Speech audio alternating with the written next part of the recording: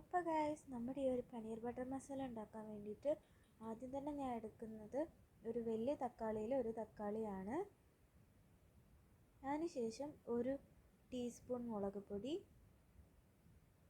ഒരു ടീസ്പൂൺ മല്ലിപ്പൊടി, ഒരു അര ടീസ്പൂൺ മഞ്ഞൾപ്പൊടി, അര ടീസ്പൂൺ ഗരം മസാല, പിന്നെ ഞാൻ ഒരു 3 നമ്മുടെ മുളക് ഇങ്ങനെ കുതിർത്ത് വെച്ചിട്ടുണ്ടായിരുന്നു, വറ്റൽമുളക്. അത് ഞാൻ ഒഴിച്ചു കൊടുക്കുന്നുണ്ട്, വെള്ളവും അതുമായിട്ട്. പിന്നെ ഒരു ടേബിൾ സ്പൂൺ അധികം പുളി ഇല്ലാത്ത തൈര് ഞാൻ ഒഴിച്ചു കൊടുക്കുന്നുണ്ട്. കുക്കിംഗ് പഠിച്ചു വരുന്നവരാണെങ്കിൽ ടേബിൾ സ്പൂണും ടീസ്പൂണും മാറിപ്പോവാതെ ഒന്ന് നോക്കുക.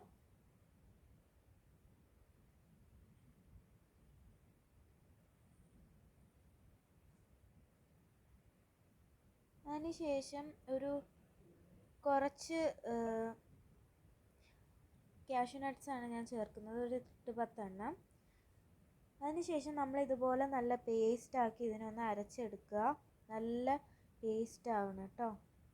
അതിനുശേഷം ഒരു ടീസ്പൂൺ ബട്ടർ ഇട്ട് മഞ്ഞൾപ്പൊടി ഇടുക. അതിനുശേഷം മുളക് പൊടി ഇട്ട് കൊടുക്കുക. എന്നിട്ട് അതെല്ലാം കൂടെ നല്ലപോലെ ഒന്ന് മിക്സ് ചെയ്യുക കേട്ടോ. ഞാൻ ബട്ടർ ഇടുന്ന വീഡിയോ എടുക്കാൻ മറന്നുപോയി.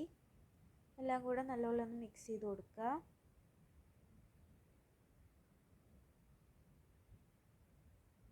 അതിനുശേഷം നമ്മൾ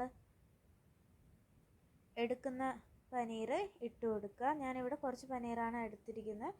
നിങ്ങൾ 200 ഗ്രാം ആണ് എടുക്കുന്നതെങ്കിൽ അത്രയും തന്നെ എടുക്കുക കേട്ടോ. ഞാനിവിടെ 200 ഗ്രാം അല്ല എടുത്ത 100 ഗ്രാം ആണ് ഞാനിവിടെ എടുത്തിരിക്കുന്നത്. നിങ്ങളുടെ കയ്യിൽ 200 ഗ്രാം ഉണ്ടെങ്കിൽ ഞാൻ പറഞ്ഞ അളവ് ഒന്ന് കൂട്ടി കൊടുത്താൽ മാത്രം മതി. ഇല്ലെങ്കിൽ ഈ അളവിൽ ചെയ്താലും കറക്റ്റായിട്ട് കിട്ടും കേട്ടോ. ഞാൻ കുറച്ചുകൂടെ ബട്ടർ ആഡ് ചെയ്ത് കൊടുത്തിട്ടുണ്ടായിരുന്നു. ഞാൻ ഇങ്ങനെ സൈഡിലോട്ട് കാണിക്കുന്നത്, ഞാൻ ഒറ്റയ്ക്കാണ് വീഡിയോ എടുക്കുന്നത്, അപ്പം അതുകൊണ്ടാണ് ഞാൻ സൈഡിലോട്ട് ഇങ്ങനെ കാണിക്കുന്നത്. ആ സൈഡിലിട്ടാണ് ഞാൻ മിക്സിങ് ചെയ്യണം. ഈ ബട്ടർ ഒന്ന് മെൽറ്റായി വരണം. ഞാൻ ഒഴിച്ച് കൊടുത്ത ബട്ടർ കുറച്ചൊന്ന് കുറഞ്ഞു പോയി. നിങ്ങൾ 2 ടേബിൾ സ്പൂൺ ബട്ടർ എടുക്കാൻ നോക്കുക കേട്ടോ.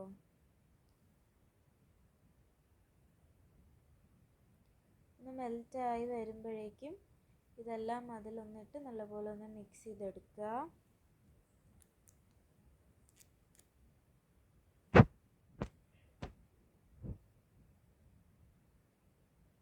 നല്ലപോലെ തന്നെ ഒന്ന് ഫ്രൈ ആയി വരണം കേട്ടോ. അതിനുശേഷം ഞാൻ നമ്മുടെ കസൂരി മേത്തി അതാണ് ചേർത്ത് കൊടുക്കുന്നത്. നിങ്ങളുടെ കയ്യിലുണ്ടെങ്കിൽ മാത്രം ചേർത്താൽ മതി, ഇല്ലെങ്കിൽ നിങ്ങൾക്കത് സ്കിപ്പ് ചെയ്യാം. അതിട്ട് നല്ലപോലെ ഒന്ന് മിക്സ് ചെയ്ത് കൊടുക്കുക, നല്ലപോലെ എല്ലാ സൈഡിലും പിടിക്കുന്നത് വരെ. അതുപോലെ അത് വേവുന്ന വരെ ഒന്ന് ഫ്രൈ ചെയ്തെടുക്കുക കേട്ടോ.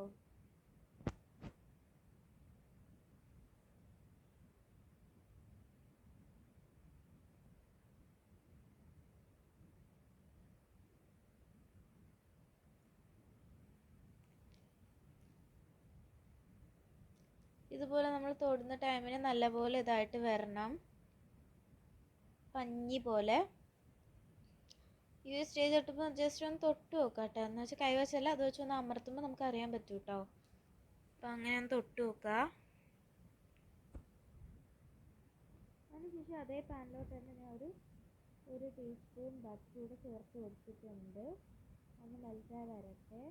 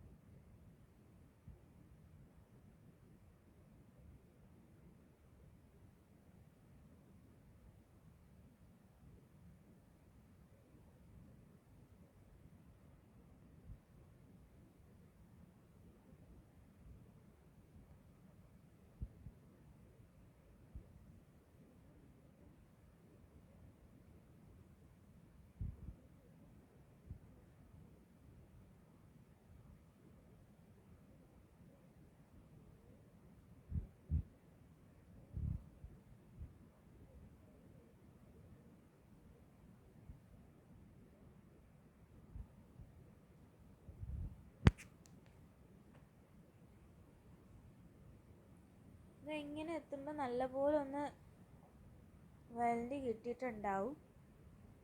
പക്ഷെ ഇനി നമുക്ക് കുറച്ചുകൂടെ ഒന്ന് വഴറ്റി എടുക്കണം. കാരണം ചിലതൊന്നും ഇതേ കണ്ടോ ഇങ്ങനെ വൈറ്റ് കളറിൽ കിടക്കുന്നത്. അപ്പം അത് കൂടെ ഒന്ന് വഴറ്റി ഇട്ടാൻ വേണ്ടിയിട്ട് കുറച്ച് നേരം കൂടെ ജസ്റ്റ് ഒന്ന് മിക്സ് ചെയ്തിട്ട് കൊടുക്കുക. ഇപ്പോൾ ഇതാ അതുകൂടെ നല്ലപോലെ വഴറ്റി കിട്ടിയിട്ടുണ്ട്. നല്ല അടിപൊളിയായിട്ട് സവാളയൊക്കെ വഴറ്റി ഇട്ടിട്ടുണ്ട്. ഇനി നമുക്ക് ഇതിലോട്ട് ഞാനൊരു 4 ഗാർലിക് ചോപ്പ് ചെയ്ത് വെച്ചിട്ടുണ്ടായിരുന്നു, അത് ചേർത്ത് കൊടുക്കുക.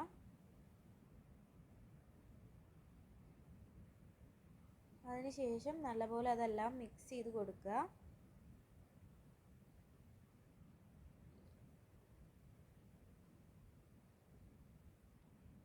വെളുത്തുള്ളിയൊക്കെ ഒന്ന് ചൂടാവുന്ന വരെ ഒന്ന് നല്ലപോലെ ഒന്ന് മിക്സ് ചെയ്തിട്ട് കൊടുക്കുക.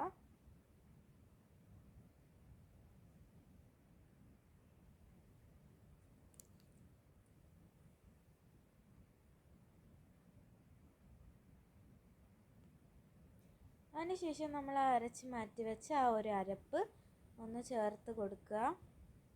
മുഴുവനായിട്ട് തന്നെ ചേർത്ത് കൊടുക്കുക. അതിനുശേഷം നമുക്ക് എല്ലാം കൂടിയിട്ട് ഒന്ന് മിക്സ് ചെയ്ത് കൊടുക്കുക കേട്ടോ. ഇത് വെക്കുമ്പോൾ നിങ്ങൾ ഹൈ ഫ്ലെയിമിലാക്കരുത്, കാരണം ഇത് ഒഴിക്കുന്ന ടൈമിൽ ഒന്ന് ലോ ഫ്ലെയിമിലാക്കി ഒരു 2 മിനിറ്റ് കഴിഞ്ഞിട്ടാണ് ഒഴിക്കുക, അല്ലെങ്കിൽ അടിക്ക് പിടിക്കുക. എനിക്ക് ചെറുതായിട്ടൊരു അബദ്ധം പറ്റി, പക്ഷെ അത് കുഴപ്പമില്ല.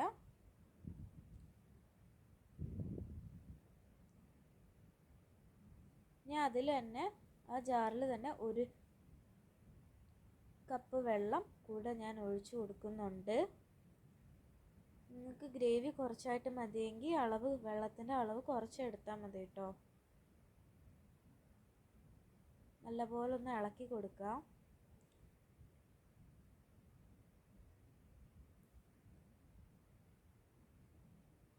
ആ ഒരു മസാലയും ആ ഉള്ളി എല്ലാം കൂടെ നല്ലപോലെ ഒന്ന് മിക്സായി വരുന്ന വരെ ഒന്നൊന്ന് ഇളക്കി കൊടുക്കുക കേട്ടോ.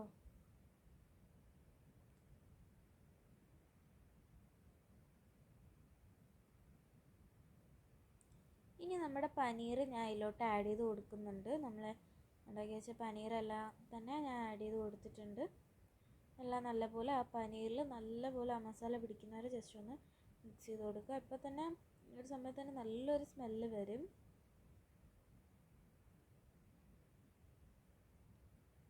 ഭയങ്കര മണമായിരുന്നു കേട്ടോ. ഞാൻ ഉണ്ടാക്കിയിട്ട് പറയില്ല, നല്ല സ്മെല്ലുണ്ടായിരുന്നു.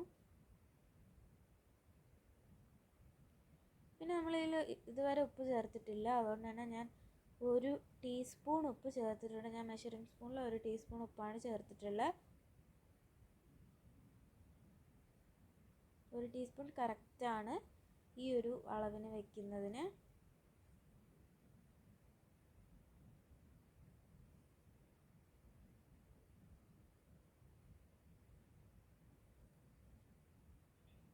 ഇനി ഒരു 5 മിനിറ്റ് അടച്ച് വെക്കുക കേട്ടോ, തിളയ്ക്കുന്നവരെ.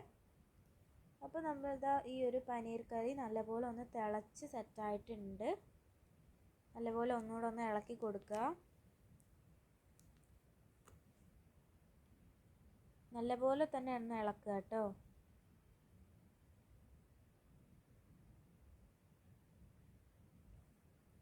കാരണം നല്ല ഇപ്പോൾ ഒന്ന് കുറുകി വന്നിട്ടുണ്ട്. ഇതുണ്ടോ, ഇതുപോലെ നല്ല ക്രീമി ആയിട്ട് നമ്മുടെ ഈ ഒരു കറി വരും. നമുക്ക് അപ്പത്തിൻ്റെ കൂടെയും ഇടിയപ്പത്തിൻ്റെ കൂടെയും ഗീ റൈസിൻ്റെ കൂടെയൊക്കെ നമുക്ക് കഴിക്കാം. നല്ല അടിപൊളി തിക്കായിട്ടാണ് നമ്മുടെ ഈ ഒരു കറി വന്നിട്ടുള്ളത്. എനിക്കിത് ഗീ റൈസിൻ്റെ കൂടെയാണ് കേട്ടോ കഴിക്കാൻ ഏറ്റവും ഇഷ്ടം. അടിപൊളി തിക്ക് കറിയാണ്. ഞാൻ ഇടയ്ക്കൊന്ന് ടേസ്റ്റ് ചെയ്തിട്ടുണ്ടായിരുന്നു. ഞാൻ ഉണ്ടാക്കിയെന്ന് പറയില്ല, നല്ല ടേസ്റ്റായിരുന്നു.